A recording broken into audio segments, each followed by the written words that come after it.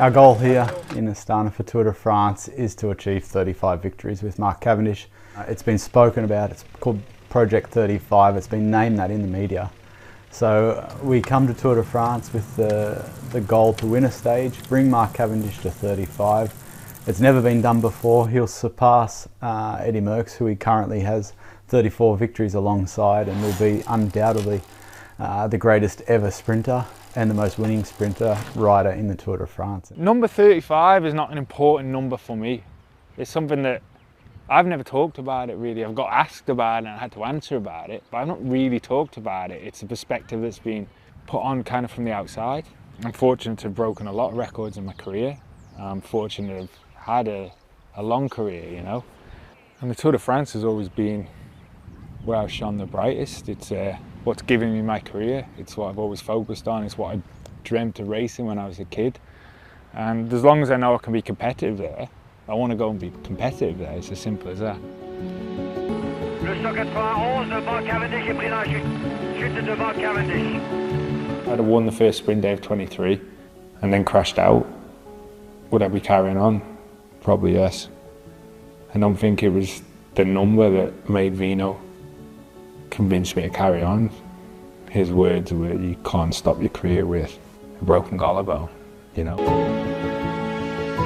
It's really been a 12-month process, firstly by building the team around Mark Cavendish, and that was bringing in riders like David Ballerini, Michael Morkoff, who he's worked with in the past, really putting more emphasis on the lead out and all the details around leading Mark into the sprint. So there's been a lot of investment as far as riders, but also a lot of investment in training with his coach Vasilis, really analysing how we get to that number 35.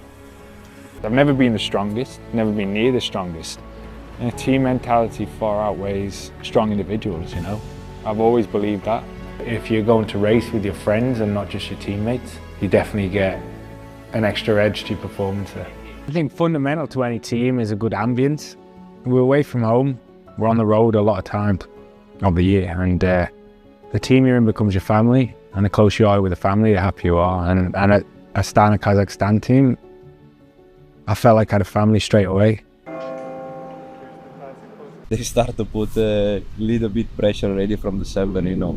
I think I did some interview and almost all of day they was asking me about Cup, you know. I basically came to the team to help the team and Cav to win this stage victory. That's why he called me after the tour last year and asked me to join to create this group around him. So I joined 1 year earlier than you guys, and then never felt like it was a project we were in or something like that, you know. And then when the group got bigger and Vasilis joined also to make a structure.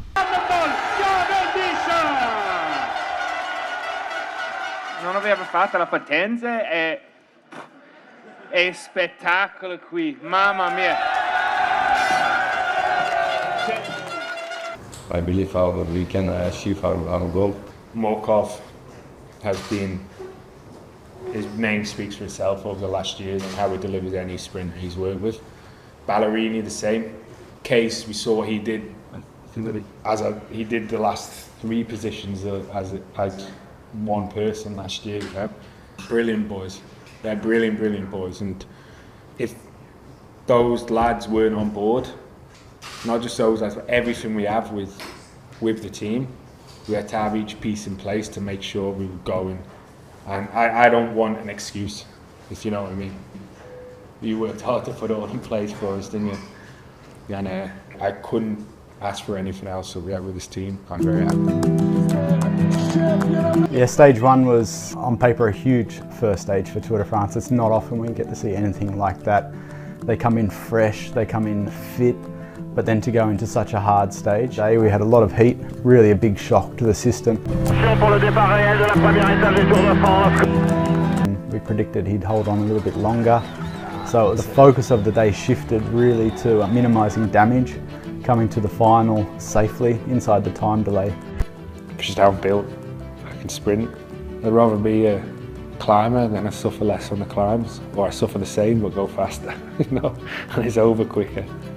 But this is not looking good for Mark Cavendish. The climbs and the heat taking their toll. Mark Cavendish with his teammates at the top of the climb, 3 minutes and 5 seconds. This is the battle for survival and the dream of Project 35. We got there in the end, but some huge challenges through the day. Stage 3, 230 kilometres. Today you have, what have you got? 30 minutes until depart neutral. But main thing is we just stay out of that washing machine, pick the left side, is my opinion, and we try to stack up behind the guys. I like sprinting because it's not just about how many watts you can put through a pedal. Sprinting for now is now holding on that small bit of tactics that's left, working out, playing a game of chess, understanding your opponents, understanding the conditions, understanding the finish, putting them all together and working out the best way to win and adapting to different situations that happen in the final that it can change how you win. I love that.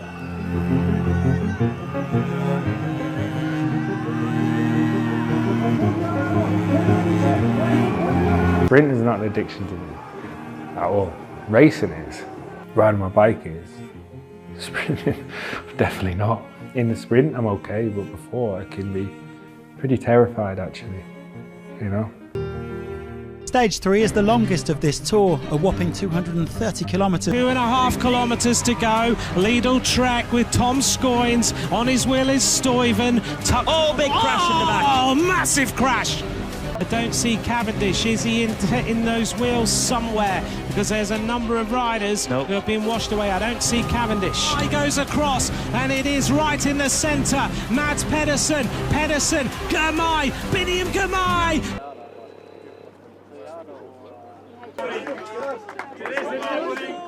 This is it.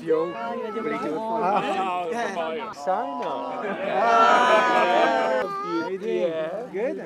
Very good.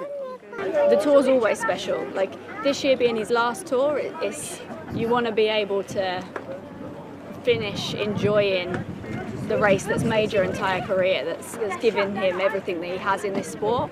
So I think it's important for him to have a successful tour. So yeah, it's just a balance, and it's nice for the kids to, it's not nice. Following the tour around is not nice, it's not fun particularly, you know, it's nice when you look back on it, but I think it's important for them to see what he does, to see why he's away, the times that he's been away, why he misses the sports days, the birthdays, to see it and to feel it and to see what it means to the people that love what he loves. Astana doing a good job. They're still very composed at the moment. Most of the team is there. Great job. 10 kilometres to the finish. Stay together, all together on the right. 400 metres to go. The sprint opens up with Ryan Gibbons on the left-hand side. Oh God, he went on his own.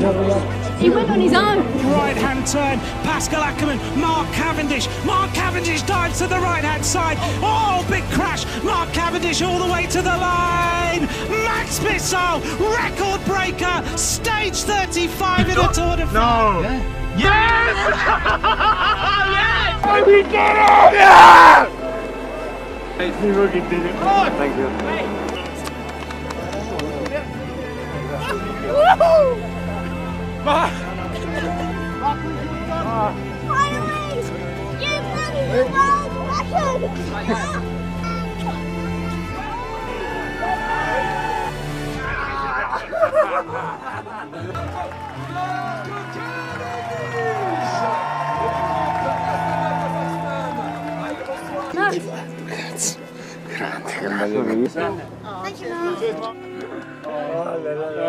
Very strong. From the morning, huh?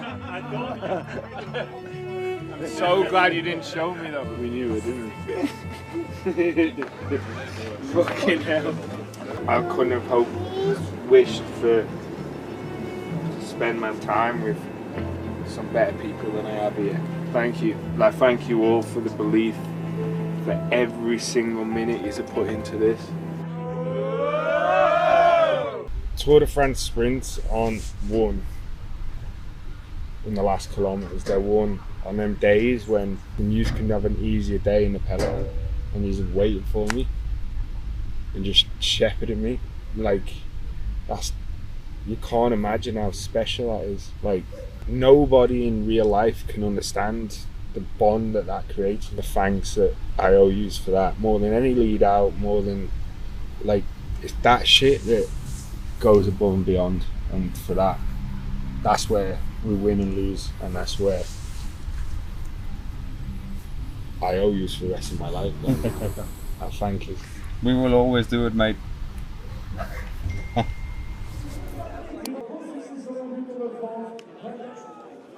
If you can imagine having a dream and achieving that dream stage 5 out of 21, that leaves a lot of racing to go till we arrive in Nice at the finish of the Tour de France. And to reassess the goals after winning, I think was a difficult period for Mark Cavendish, and realising that he's achieved that goal and then realising that tomorrow is another sprint and we go again, and having to turn that around in 24 hours just shows the mindset of an athlete.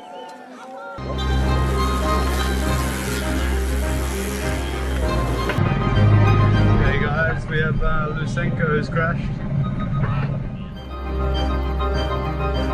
There's nothing that really goes through your mind except the job at hand.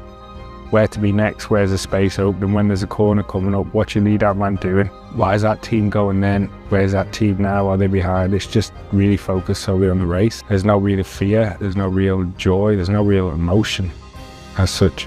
It's quite methodical. That was terrifying, huh?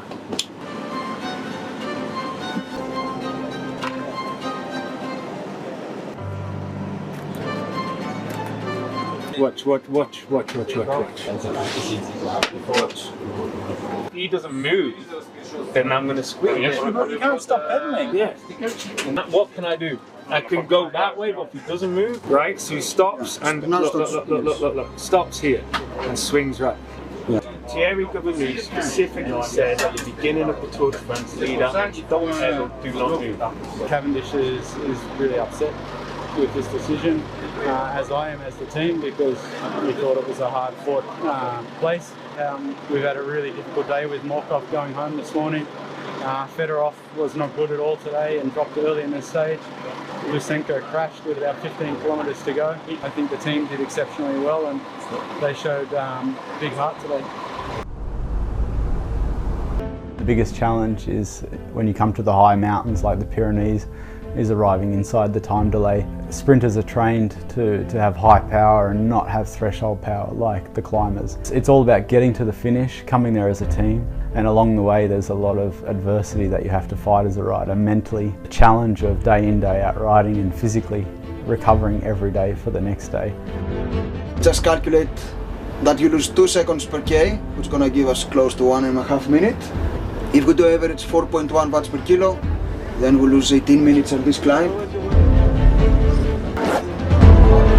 Vasilis's trainer knows what he's achieved, what he's capable of, and we all know that when you go above that red line and the engine blows, there's no coming back from that. So you have to constantly be calculating that gives us an achievable time. You have to pray that the winners don't do crazy average speeds. And here's the attack, and Pogacar now strikes. This is a pivotal moment in the Tour de France. And that may be telling the riders that now we have to dig deep, we have to go harder than what we're riding in if we want to make that time cut. Good job, guys. You made it! Thank you so much, guys. You're legends, like absolute legends.